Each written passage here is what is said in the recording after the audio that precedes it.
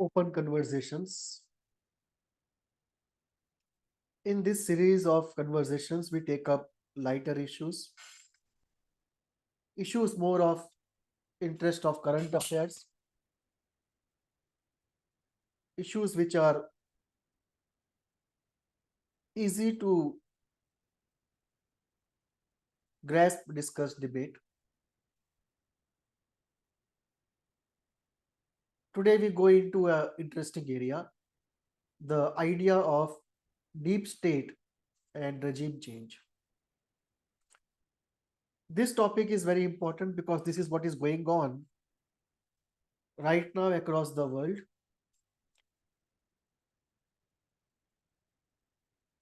This is also something from which the world is suffering right now. Not for the first time. In the past, humanity has suffered many times because of deep state and regime change. So today let us understand what these words mean, and that enables us to understand it better, and that in turn allows us to put it into public discussion, spread it around, and to the extent possible weaken the strange hold of the deep state on the world. In a way, the deep state is usually an antidote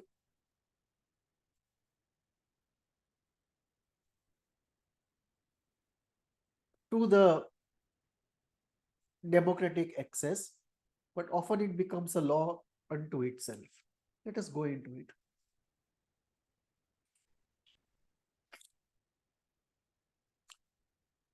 What is the deep state, and what are the colors and flavors in which the deep state exists across the world? By definition, we refer to the deep state as that group of people who implicitly hold power in any given country. So in any given country, there is the elected group, the prime minister, the cabinet, and their bureaucrats who officially hold power and explicitly hold power. And because the explicitness is there, there is accountability.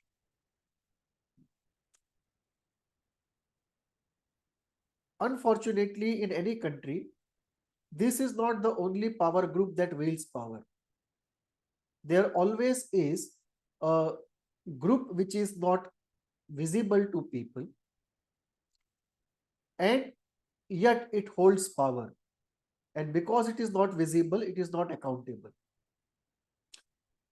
And this group which holds power, not visible to people, is what we refer to as the deep state.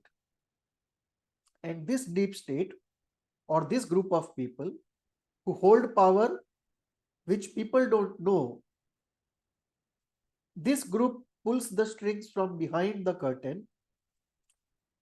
And because this group is not essentially always an elected group, this group survives change of governments, which means, let us say in the United States, a Republican president loses to a Democratic president, and there is a complete change of the government. There is a complete change of the bureaucracy, at the top at least, and yet the deep state will continue to hold power across all regimes, with no matter how many times the Republicans and the Democrats take turns. So this is a sort of a permanent power structure, not known, not visible to the people of the country. The official and the explicit power structure is not only known to the people, but it's highly temporal. Whereas that group of people who hold power unknown to the people of the country and not accountable to the people of the country. They survive regimes, they survive governments, they survive elections, they survive political parties, and these groups are constant for decades. The people who constitute this group continue to hold power for decades. And this group is what we refer to as the deep state. So deep state is a group of people who hold power in any given country in a manner that they are not visible to people, not accountable to people, and they survive across regimes, across political parties, across elections for decades. And they pull the strings from behind. This group is what we refer to as the deep state. Obviously, the deep state is as important as the official government for all foreign countries to factor in when they make foreign policy or defense policy.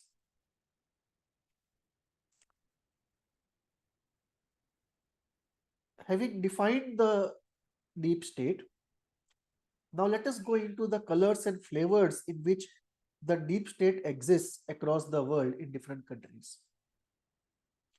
Most countries, not most countries, but a large number of countries have a deep state. It's not universal. If you look at extremely unstable African countries, you won't find any deep state because neither the official government survives for long nor a deep state survives for long. But in more stable countries that have been relatively stable for a long time, say 30, 40 plus years of stability, usually you find a deep state. So let us look at some colors and flavors in which the deep state appears to us across the world. One, the deep state can be the bureaucracy. There can be people who are present in the bureaucracy for a very long time, and they constitute a deep state. This was true of USSR. This is true today of China. This would be true today of Myanmar. This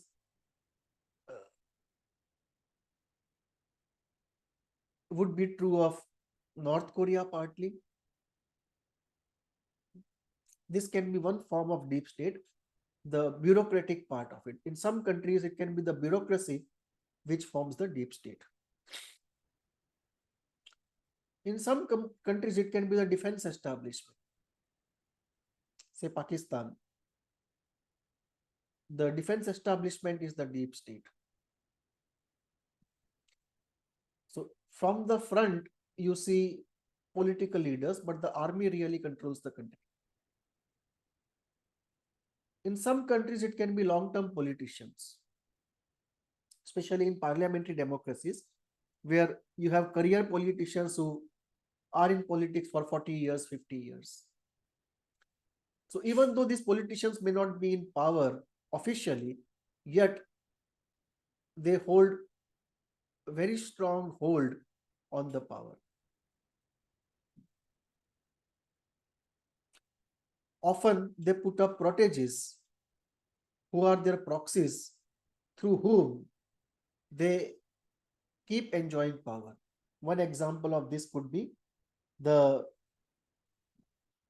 Kennedy family or Hillary Clinton. And now Barack Obama are also trying to do the same thing to become one of those long-term politicians who continue to enjoy power even if not officially in power. In India, it could be the Gandhi family.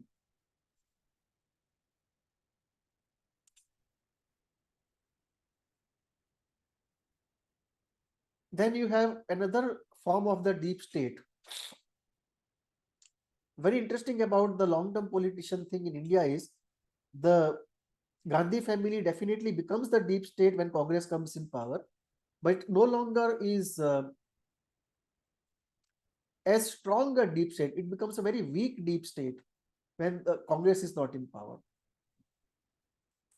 Then you can have religious group. It can be any Islamic country. or any Buddhist country where religious groups are very strong players in the power structure. So the deep state can be a religious group. Iran is a good example. You can have Saudi Arabia as another example. You can have the Buddhist groups in Sri Lanka and Myanmar as third example.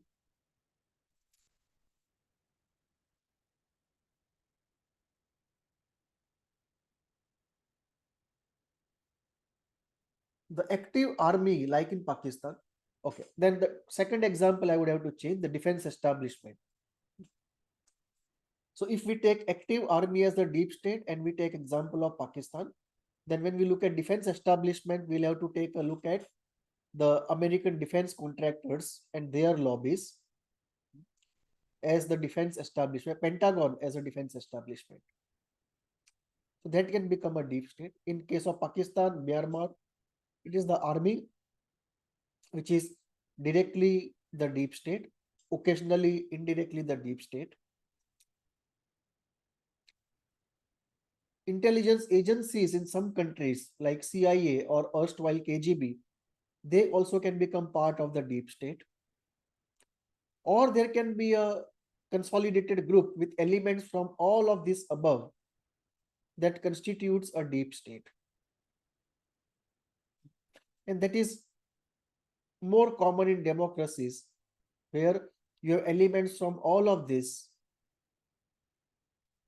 that constitute together a deep state. You can look at the US situation as a very good example.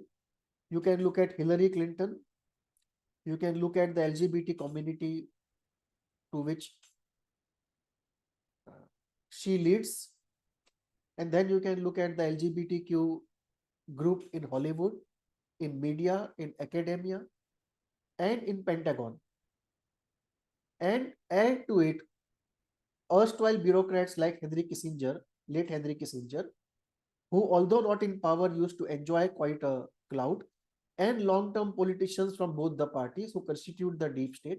All this put together and add to it some billionaires, and they together form the US deep state today. How does the deep state work? And in the recent times, what action have we seen explicitly of the deep state? The deep state in the US has financed and created the Arab Spring. It has created the Ukraine conflict.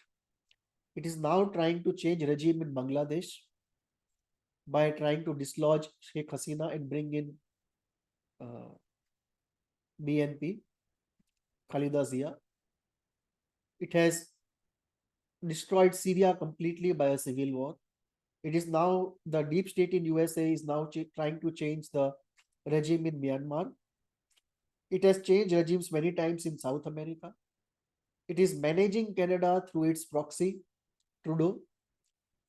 Canada and Australia always are managed states of the United States. New Zealand always is a managed state. In Australia, Canada, and New Zealand, you cannot have top politicians without US sanction, US approval. It's trying to do a regime change or recreate a regime in some way in Pakistan.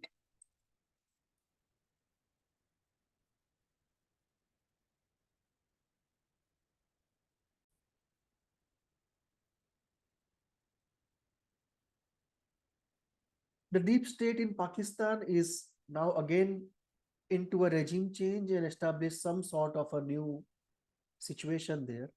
And tragically, the deep state is desperately trying to have a regime change in India. This brings us to a point of how the deep state of USA and in earlier times, deep state of, so let's talk about USA first. The deep state of USA throttles the democracy and gets into regime change operations, often driven by the arms lobby, the financial insurance lobby, the pharma lobby, or in general, the multinational lobby. Unfortunately, now it is driven by the woke lobby. So after years that we find everything takes a backseat except the woke values. Fortunately, now there seems to be a divide in the deep state of USA, and the non-woke lobby is coming out in majority, and therefore you see the rollback of the woke agenda. So it's like the deep state of USA actually controls much of what happens in the world. On the surface, it appears spontaneous, but it's not spontaneous, it's managed from behind. And that is a tragic situation because people across the world don't get to determine in a real, free, and fair way what they wish. And apart from this direct regime changes, there are indirect changes which is brought about by narrative building through the control of the media, where minds of the people are changed, and then people exercise their will under the influence of that narrative.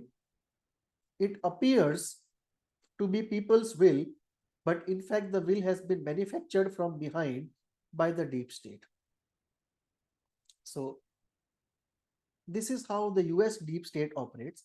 At some point in time, USSR also had a deep state, and that also would work in similar ways to propagate ideology and do regime changes and extend Soviet interests. In a more regional way, the Iranian deep state is doing the same thing to extend Shia influence and Shia interest in the Islamic world and world in general. So when we do political analysis or geopolitical analysis, it is not only the official state and the official actors, but also the deep state and the deep actors who we have to factor in to analysis. And when a country decides to eliminate people from another country who are hostile to it, it has to factor in those people who are in deep state, not only those who are in the government. So it's very necessary to know who constitutes the deep state in any given country. And if we know the group of people who constitute a deep state, what is the profile of each, who is useful and who is harmful, and what to do about the harmful ones. This is the kind of deep state analysis very necessary for any country or any analyst. For India, it's very important to know who all constitute the deep state in USA, in China, in Iran, in Pakistan, in Sri Lanka and Myanmar,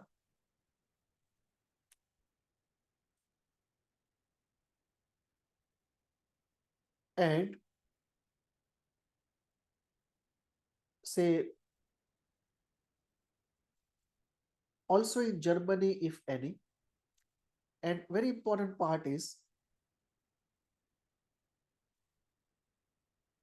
can something be done about the woke deep state members of the US?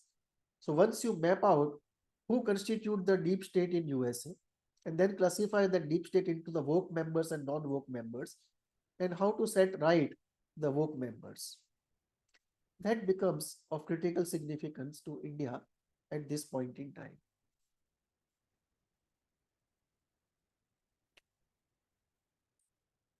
So the US deep state for a long time was in the influence of wokes, and that is how the woke agenda got rolled out across the world. You can't roll out such an agenda without billions of dollars and power behind.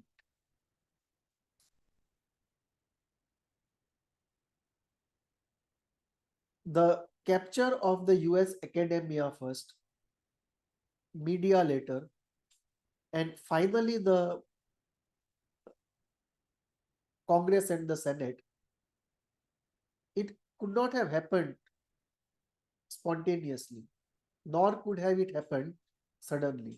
It was a long drawn rollout of a 25-year plan where it happened.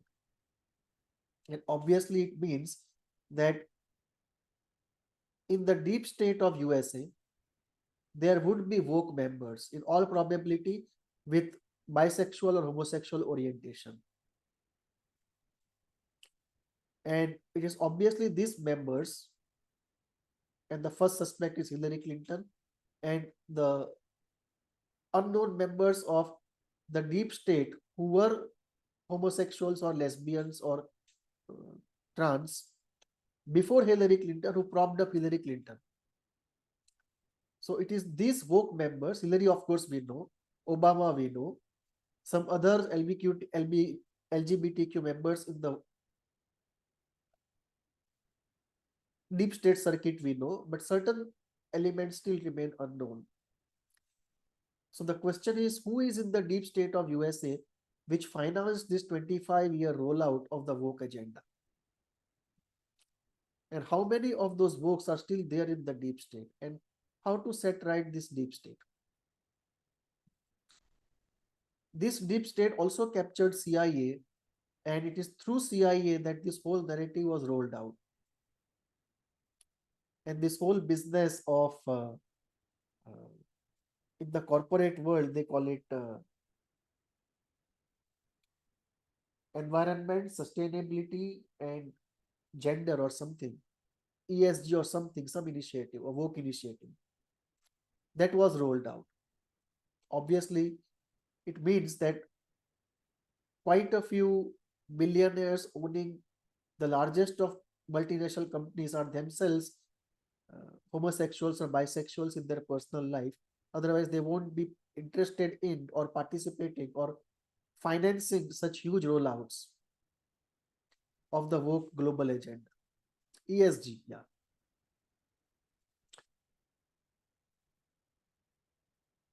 The rollout has been seen everywhere in the world where subjects which are woke subjects are taken up by woke academia in the USA, then raised sky high. Everyone in the developing world joins in. Then conferences are held, foreign tours are financed, chairs and scholarships are announced, and the agenda then becomes a intellectual arena to work in.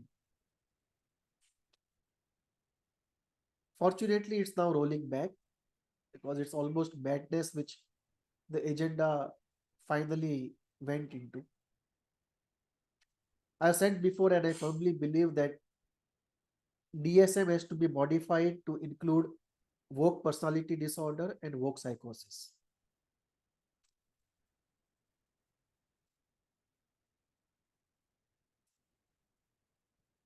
In India, there is a clear collusion between, not collusion, but collision.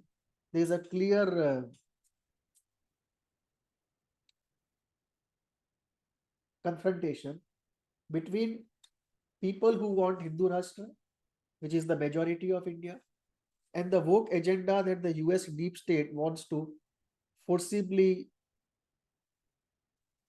force down the throats of Indians. And this is where it is very necessary for India and Hindus especially to know of the deep state, what is a woke, what is wokeism, what is the woke agenda, how the wokes in the deep state in USA are rolling out the global woke agenda, which is completely in opposition to Hinduism, and how they are trying to destroy Indian democracy by trying to engineer regime change.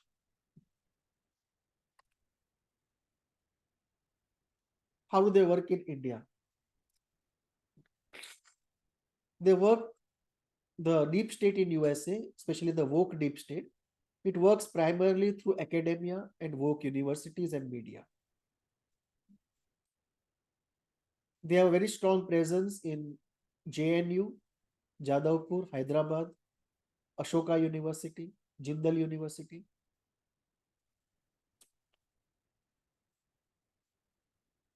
They have very strong presence in media. They finance, actually, they have presence because they finance.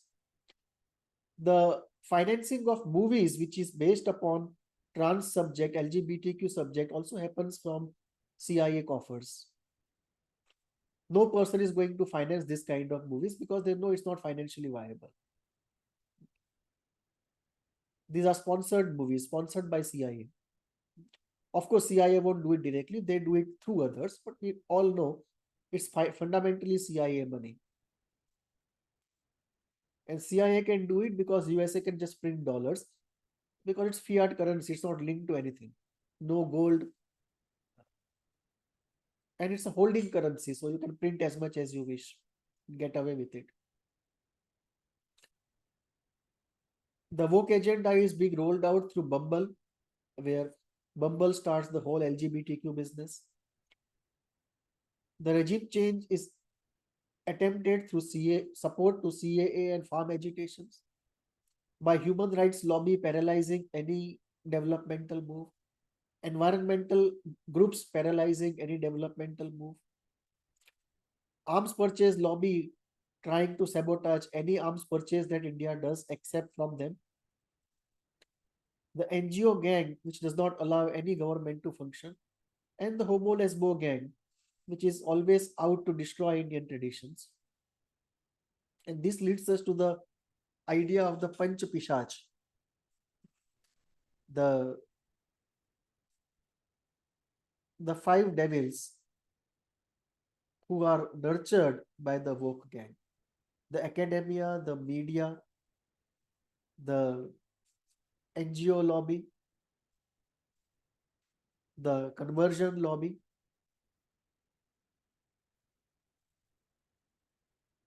and the